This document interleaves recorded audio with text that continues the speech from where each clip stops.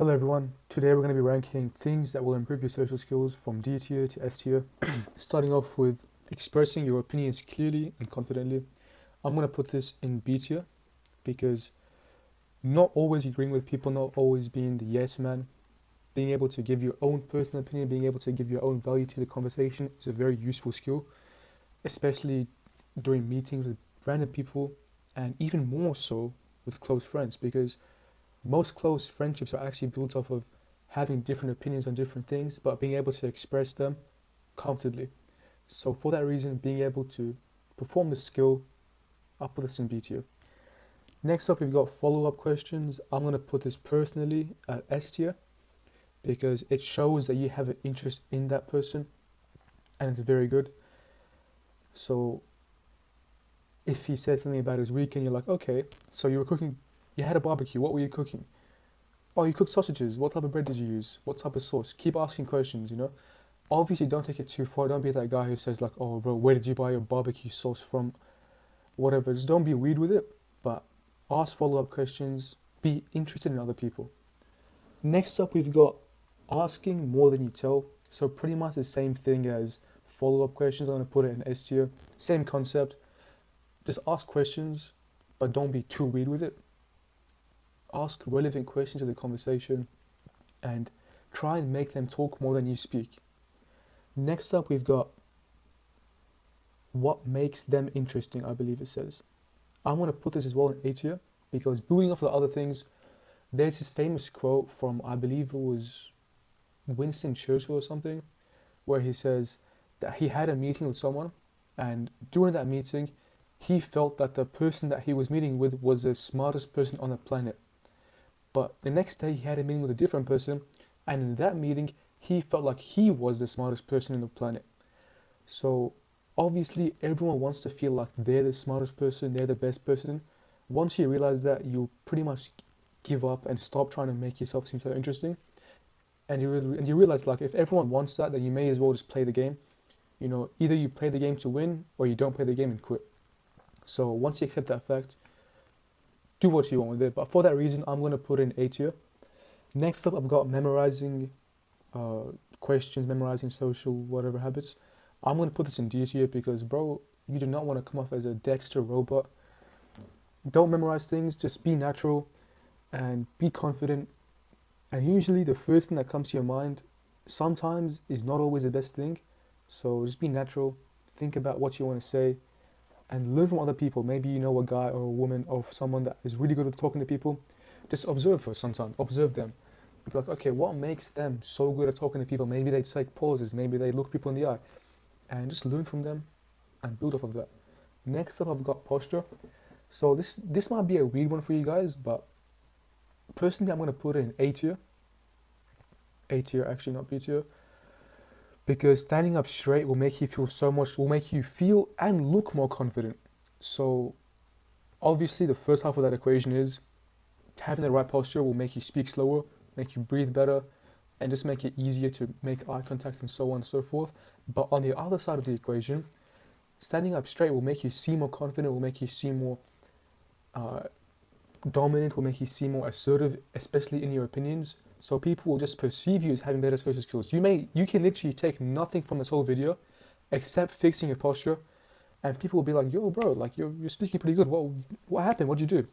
Just because you fixed your posture. So it's definitely A tier. And thinking about it now, I'm gonna put it in S tier because it's very important. Next up, we've got reading books, so like social skills books. I'm gonna put this in C tier. It's not as bad as memorizing things if you actually go through the book and read it and then learn stuff and actually apply those things. So if you actually read the book and be like, okay, this book says, say people's names, and you go out in the real world immediately with that tip and go up to the cashier and be like, yo, what's up, Janet? And then see, based on her reaction, how that makes her feel. If it's good, you start using it. If it's bad, you don't use it. That's a good scenario. But most people who read these books, bro, like, don't have to say anything. They just read the book. They start saying people's names autistically. It's just not good. Yeah.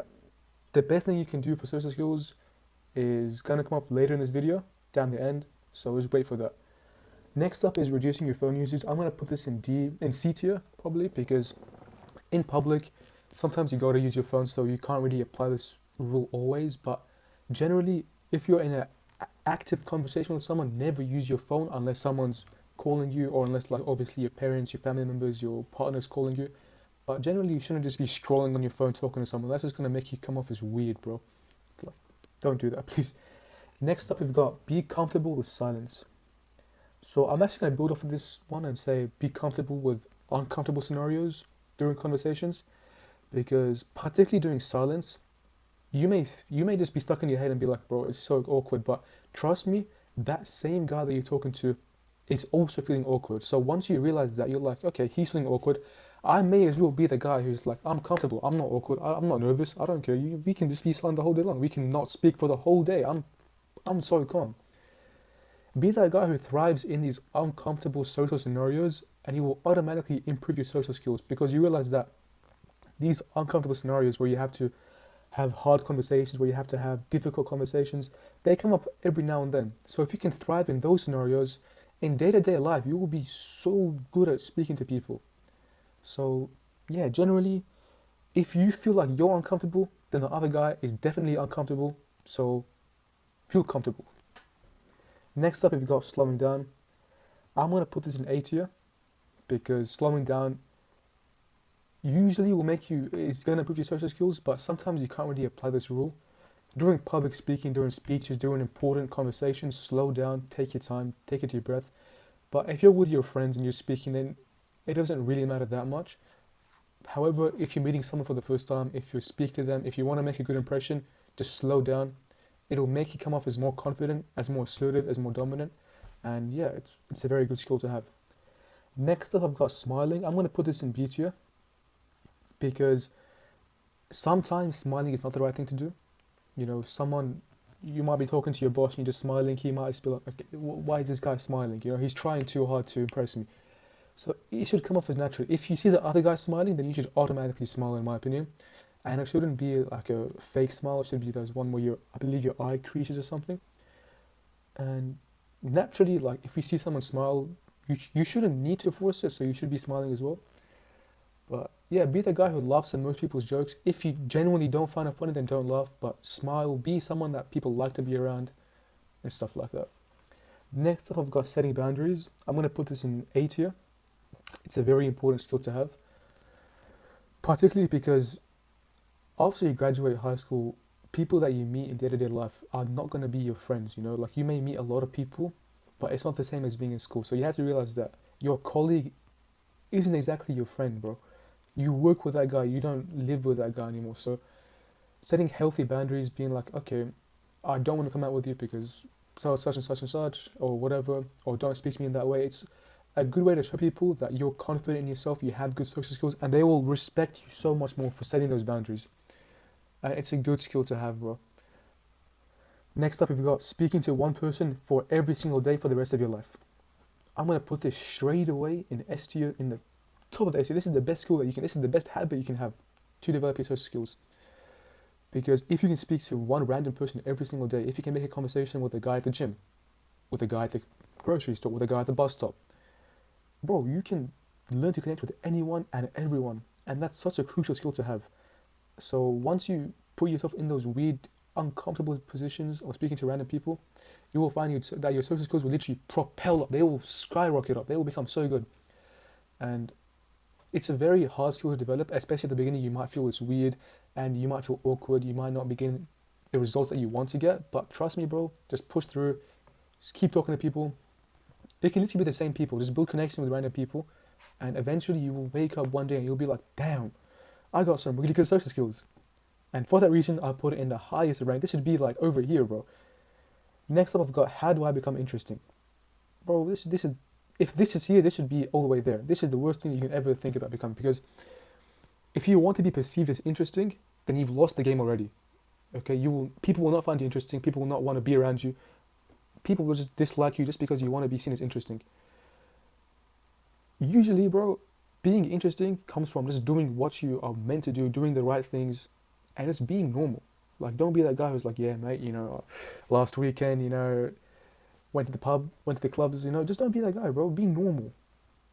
And that will make you seem so much more interesting.